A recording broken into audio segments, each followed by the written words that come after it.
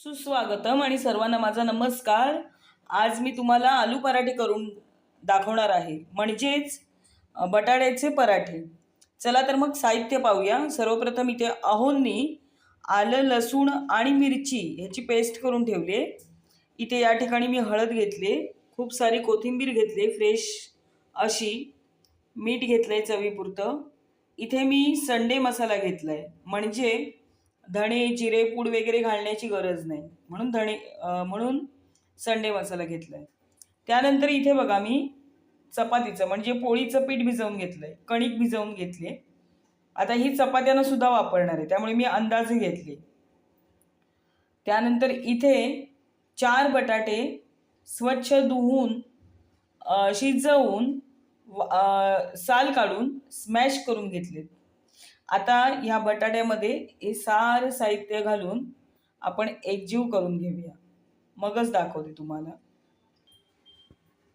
तर हे पहा, सगळं साहित्य बटाट्यामध्ये एकत्र करून मस्त असा गोळा करून घेतलाय बटाट्याचा। आता आपण ह्याचे पराठे लाटून घेणार आहोत। चला तर मग सर्वप्रथम मी ह्या ठिकाणी एक गोळा घेतलाय, त्याला आतून असं तेल लावून घेतलंय आणि हा लाटून घेणार आहे। आता याच्यामध्ये मी हे बटाट्याचं सारण भरणार आहे आणि पुरणपोळीसारखं याला बंद करणार आहे आणि लाटून घेतल्यानंतर दाखवते, कारण एका हातामध्ये मोबाईल आहे आणि एका हाताने काम करते, त्यामुळे आता लाटून घेते आणि तुम्हाला दाखवते। आता हे बघा, पुरणपोळीसारखं मी सारण भरलंय, सुकं पीठ ठेवलंय, थोडंसं वरती पण सुकं पीठ लावलंय आणि असं भाकरीसारखं थोडंसं थापून घेणार आहे आणि मग लाटणार आहे। असं केल्याने काय होतं तर सारण जे आहे आपलं ते सगळ्या बाजूने जातं, अगदी कडाकडांमध्ये सुद्धा सारण जातं। आणि आता आपण लाटून घेऊया। आता अशा प्रकारे मी गोल अशी लाटून घेतले हलक्या हाताने। आता ही पोळी म्हणजे हा पराठा आपण भाजून घेऊया। इथे मी भाकरीचाच तवा ठेवलाय, ह्याच्यावरती तेल घालणार आहे। या ठिकाणी बटर पण तुम्ही वापरू शकता।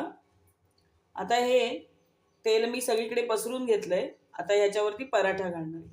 गॅस अगदी मंद ठेवलाय आणि पराठ्याची खालची जी बाजू आहे ना ती इथे खालीच ठेवली आणि वरची बाजू वरती। अशा प्रकारे आपण भाजून घ्यायचा आहे पराठा। आता मी पराठा उलटून घेतलाय, दोन्ही बाजूने खरपूस असा भाजून घ्यायचा।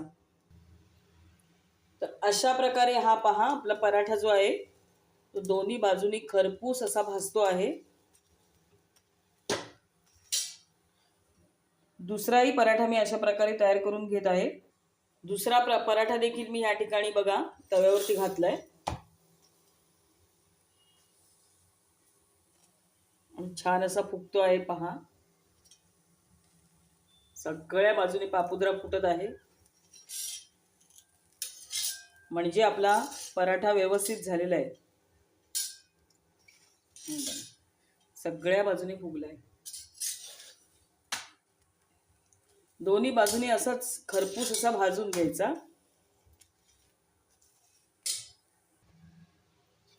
बघा, प्रत्येक पराठा जो आहे तो आपला फुगतो आहे मस्तपैकी, हा बघू शकता तुम्ही, व्यवस्थित दोन्ही बाजूने भाजलेला आहे। तुम्ही तेलाऐवजी तूप वापरू शकता, बटर वापरू शकता। हे बघा, दोन्ही बाजूने छान असा फुगतो आहे।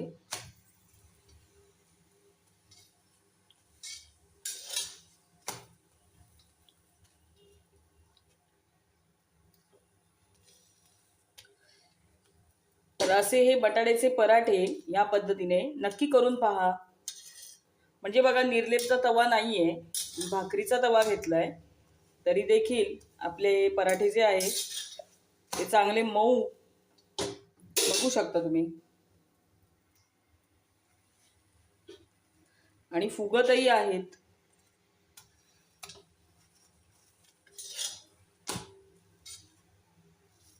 बघा, सगळ्या बाजूने अगदी व्यवस्थित भाजलाय। आता हा देखील मी काढून घेते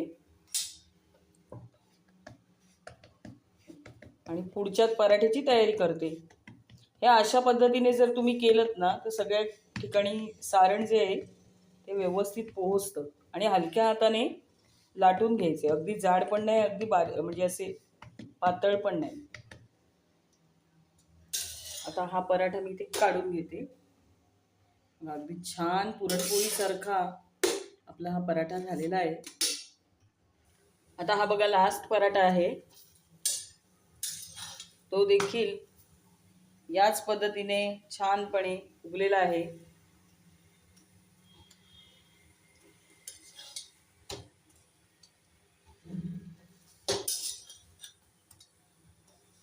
सगळे मी मंद आचेवर भाजून घेतलेत.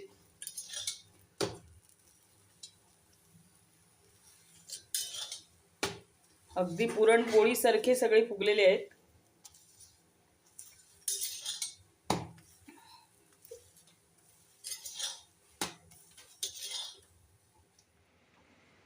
तर अशा पद्धतीने हे पहा आपले आलू पराठे झालेले आहेत. ही रेसिपी तुम्हाला कशी वाटली ते मला कमेंट करून नक्की सांगा.